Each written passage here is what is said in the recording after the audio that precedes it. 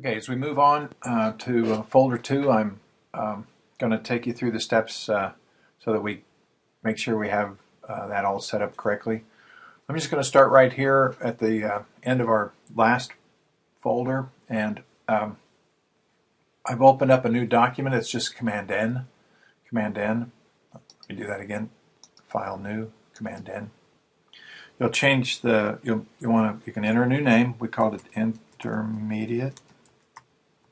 So our intermediate processes. Okay. We decided to do a little different on this one. We have 7 assignments. If you look back over at our web page, we have in the intermediate processes we have 3 drawings here that we'll do, 4, 5, 6, 7 altogether, just 7 this time, and so we will add 7 artboards here. You can just click that up and put in the number of artboards that you want to do. Now, the arrangement depends on which button you do. If you want them to go across and then over and across and then over, or if you want them to go down and then back up and down, or straight in a linear arrangement, or if you want to just go change to right to left layout, you can arrange them in a row. You can arrange them however you want. You can change the number of columns if you want three to a column, or however many you want them to do. They'll go 1, 2, 3, 1, 2, 3, 1. Okay, so I've got it set up like that. A little bit of spacing in between. We set our size to a smaller size of 10 inches wide, 8 inches high. Don't need to set our bleed, don't need to change anything on the advanced. I'm just going to go ahead and go right there. Now you can see all of the different artboards in the same document. Now what we'll do is we'll dedicate each one of these to one drawing. Okay, so we'll have the fire truck, the glass button, the traffic cone, and then the leaf, and on through the whole folder. Now, we want to make sure that we also coordinate our layers and our artboard. I'm just going to zoom in on this over here. Okay. Right now I've just got one layer. Even though I've got 7 artboards, I've got just one layer. So we'll need to add some layers here. That works pretty well. And then if you notice over in the artboards, we have 7 artboards, right? So 7 layers. We'll have a layer for each drawing and an artboard for each drawing. And you can rename these. Like if you want, I think you have to do it. How do you have to do it? You have to do it by clicking here. You can change this first artboard to fire truck. Okay, that. Okay, and then clicking here, I can change the second artboard into to have a title of let's do traffic cone. Okay, and I'll okay that, and on. We'll just name those as we go. Okay, over here I need the same thing. I want to have a layer. Double click. I can rename my layer here for the fire truck. I think it's 2 words. Okay, and I'll double click here and name this one the traffic cone. You can try to keep your capitalization consistent, I guess. That'd probably be a good idea. Okay, I'm going to double click here. This will be the glass button. All right, and so you can do that to coordinate your there we go. Maybe go ahead and do this one too, just to be complete here. Okay, so now I've got 3 artboards, 3 layers.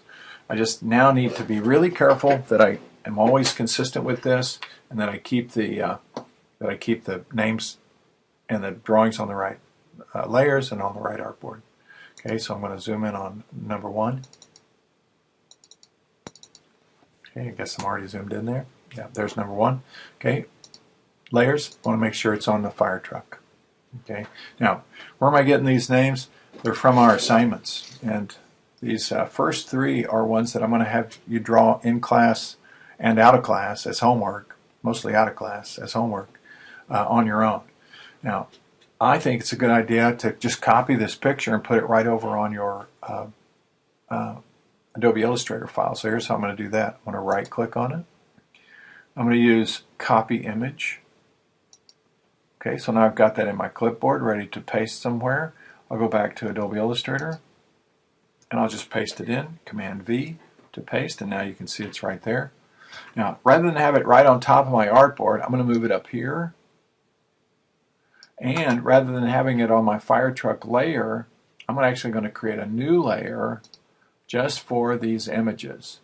You might remember how we did that. You just create a new layer. I'll call this one references. Okay, and I'll just drag this selection up to here, and now they are on their own little layer by themselves. It's outside of the artboards, which is perfect. We don't really need them to be on any of the artboards. I also want to lock this. I'm going to lock the references layer so that now my image is locked there and I can't move it. I also can't accidentally draw on that layer. So I'll come down here and I'll work on the fire truck down here. Okay, so that's how we set this up. I usually, as I work on it, I'll draw a shape. Okay, then if I need to zoom in, I can zoom in, give it a new fill color, maybe give it a new stroke color, do all my work that as I'm working on it like that, and then I can just scroll up, and there's my reference for the back of the fire truck right there.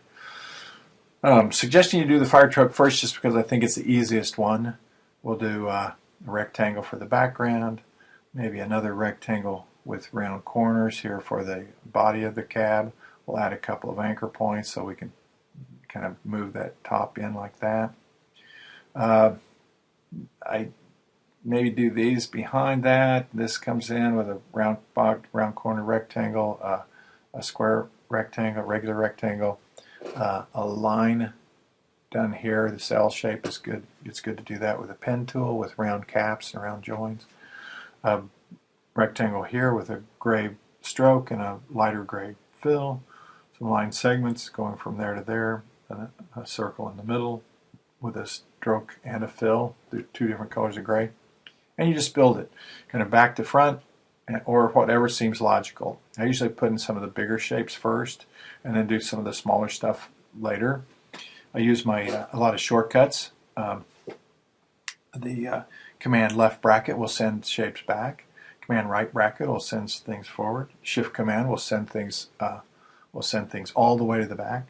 Shift command right bracket send them all the way to the front. It really kind of speeds up the process. Okay, the traffic cone is basically a triangle that I rounded the edges on it using a reshape tool. Reshape tool plays an important part in this drawing as well. So some reshape tools, changing some corners to be more round right here. Lop off the top of it using a divide function in your Pathfinder. Using the divide objects below, you can actually divide this cone so it's striped green, white, green, white, green. You make an extra copy of the cone to provide the shadows, and so you bring them in after you've changed them to black and made them transparent. The bottom of the box is the hardest part. I usually use the round corner rectangle for that. I'm probably going to have to demonstrate that in class because it's a real tricky design. Real tricky to get that perfectly symmetrical. Okay, the glass button is a lot of gradients, circles, concentric circles with gradients, and perhaps in the stroke.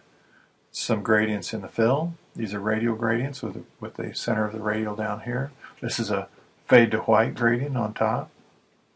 The shadow that you see under there is just an ellipse with feather turned on.